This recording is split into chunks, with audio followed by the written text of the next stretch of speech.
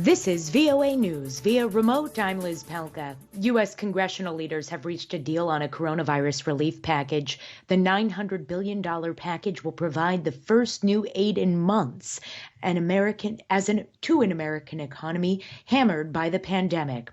The Senate's top party officials confirmed the deal on Sunday, but it remains unclear when a vote will happen. The relief package would be the second largest economic stimulus in U.S. history. It follows a $2.3 trillion aid bill passed in March.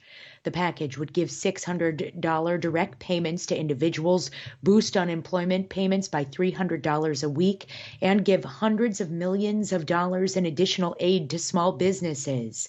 House of Representatives Speaker Nancy Pelosi, a top Democrat, told reporters earlier on Sunday she wanted to give members some time to review the package before calling a vote. Several countries are banning air travel from Britain because of rising concerns over a mutant strain of the coronavirus. The mutation has been spreading rapidly in England this month. Now countries report the strain has turned up outside the UK.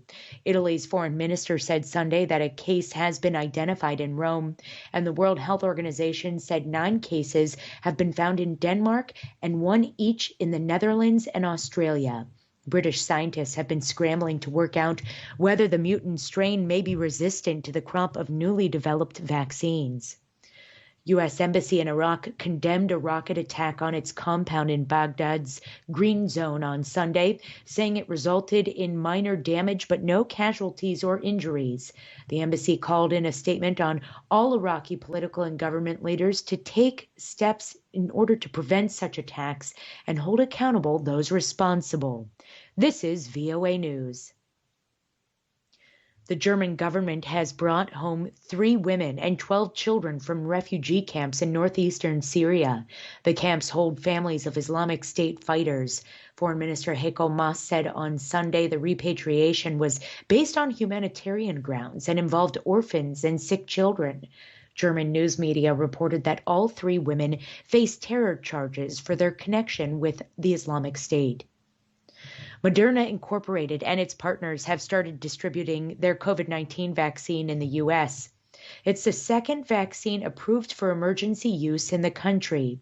Shipments began leaving warehouses early Sunday for healthcare facilities. The U.S. leads the world with 17.6 million cases and more than 316,000 deaths, according to Johns Hopkins University data. The head of Operation Warp Speed, Monsef Slawi, told CNN that the first shots of Moderna's vaccine are most likely going to happen on Monday morning. Operation Warp Speed is the Trump administration's vaccine program. The U.S. Food and Drug Administration, on Friday approved Moderna for emergency use. The travel and tourism industry around the world has been hit particularly hard by the COVID-19 pandemic. The U.S. city of Las Vegas, Nevada, a major tourist destination, is now turning to individual dining tents, food trucks, and contactless takeout to try to survive the latest restrictions that limit indoor dining. Amid a surge of reported coronavirus cases, hospitalizations, and deaths in Nevada, Governor Steve Sisolak tightened restrictions on casinos and restaurants in late November. The governor ordered them to reduce capacity to 25% or 50 people and extended the limits until after mid-January. The Las Vegas Review-Journal reports some restaurants are getting creative, like setting up individual dining tents that have floor coverings, lighting, a sound system, and a heater. A human rights group in Belarus says security forces have detained dozens of people during the latest protests. The Vyasna rights group says at least 42 people have been detained in the capital city Minsk, as well as several other cities. Belarus has been roiled by near daily protests since early August when Alexander Lukashenko was declared a victor of a presidential election that opposition leaders say was flawed.